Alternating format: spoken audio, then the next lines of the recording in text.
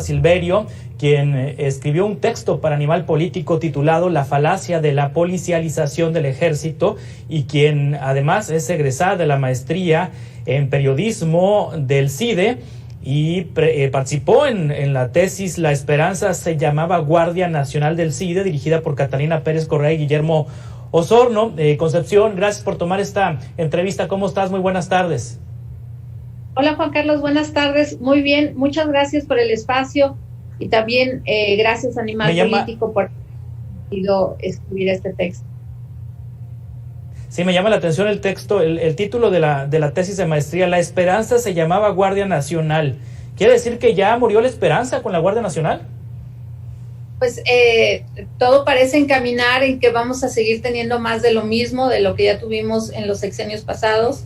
Cuando yo empecé a hacer mi investigación de la Guardia Nacional, fui con muchas expectativas, las mismas que tenían las víctimas y teníamos todos los ciudadanos, pensando en que esta iba a ser una Guardia Nacional civil, que iba a ser una policía muy profesional y que iba a ser la respuesta a tantos problemas de seguridad que tenemos, alejada de la militarización.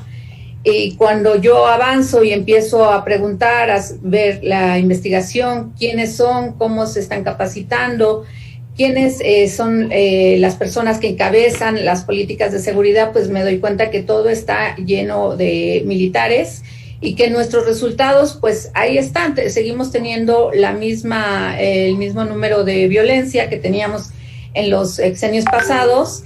Y pues no parece que vaya a haber un cambio, dado que estamos haciendo exactamente lo mismo que se hizo en las administraciones pasadas. Sí, ¿encomendarle a la seguridad pública a los militares es sinónimo de fracaso? No exactamente, yo no diría un fracaso, porque tampoco quiero dirigir todos estos esfuerzos de echarlos por la tierra. No, yo creo que la estrategia es equívoca en la medida que hay un diseño. Desde el diseño está de forma equivocada, ¿no? Los militares sirven para la seguridad de la soberanía nacional y los policías para la seguridad pública. Y nuestro problema es de seguridad pública. El 90% de los delitos tienen que ver con delitos del orden común, del fuero común.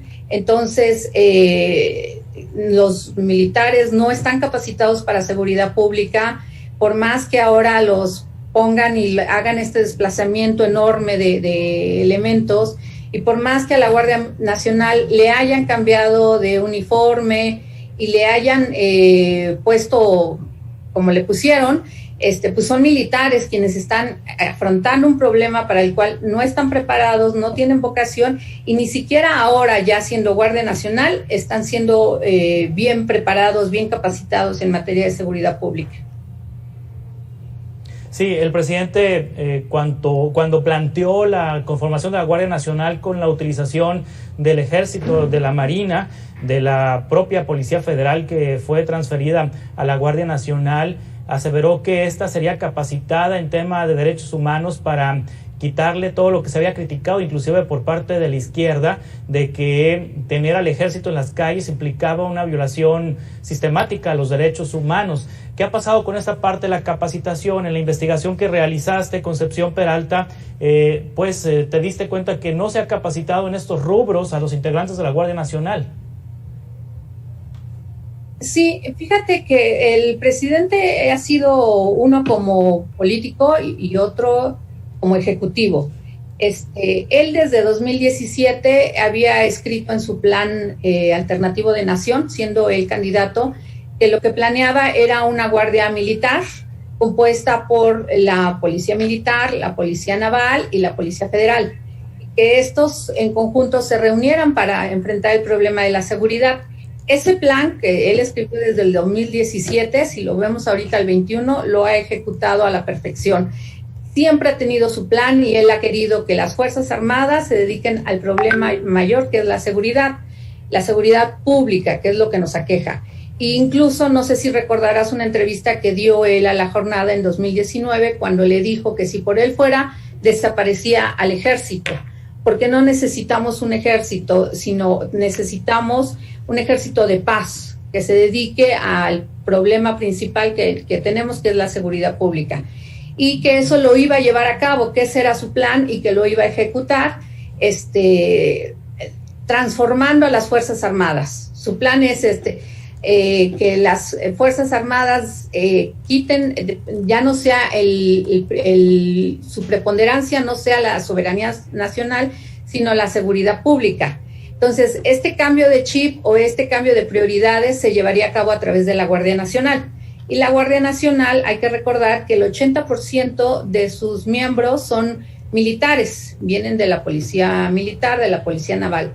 Entonces, según el dicho del presidente, en la Guardia Nacional estarían llevando a cabo esta transformación de las Fuerzas Armadas, que en algunos círculos le dicen policialización de las Fuerzas Armadas, y en otro, el presidente le ha dicho Ejército de Paz.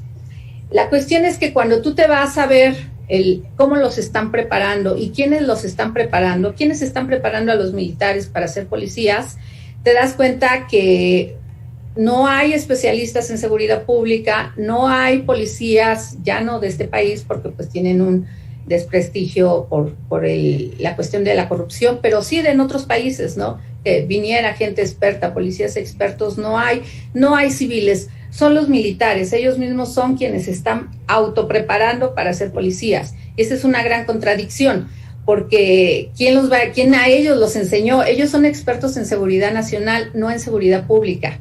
Y entonces eso es bien interesante porque a través de transparencia me dieron los programas de capacitación, la malla curricular que les están dando o con lo que están habilitando a los guardias nacionales, cómo los están entrenando, con qué énfasis, con qué perspectiva.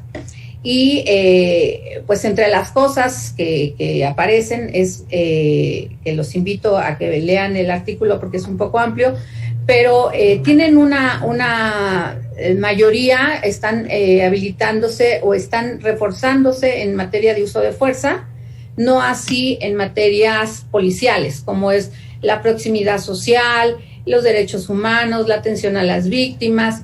Por ejemplo, los derechos humanos, que es algo que siempre se les ha criticado a las Fuerzas Armadas porque han ocasionado muchos daños a través de estas dos administracionores, les dedican a los veteranos, les dedican 8 horas a los derechos humanos, mientras le dedican 40 horas al uso de materiales para el control de multitudes, como es el tolete.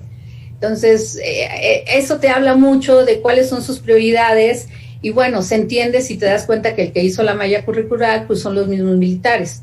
La atención a las víctimas, que es algo que ahorita el país necesita muchísimo, pues le dedican 4 horas, le dedican 5 horas a la detención, que también es algo bien importante porque es ahí en ese momento donde se lleva el mayor número de violaciones a derechos humanos. Le dedican 5 horas a su capacitación. Entonces, sigue siendo un cuerpo militar que se asume militar, su doctrina y su especialidad, y la materia policial pues no parece ser como su prioridad. Sí, Concepción Peralta, bueno, me quedo con ganas de preguntarte qué opinas acerca de esta intención del presidente de una reforma constitucional para que la Guardia Nacional se vaya ya formalmente al Ejército y no esté en la Secretaría de Seguridad, pero se me termina el tiempo. Concepción Peralta, muchas gracias, periodista independiente, estamos en contacto para futuras conversaciones. Muchas gracias a ti por el espacio, quedamos pendientes. Gracias. Hasta pronto. Es la periodista independiente Concepción Peralta.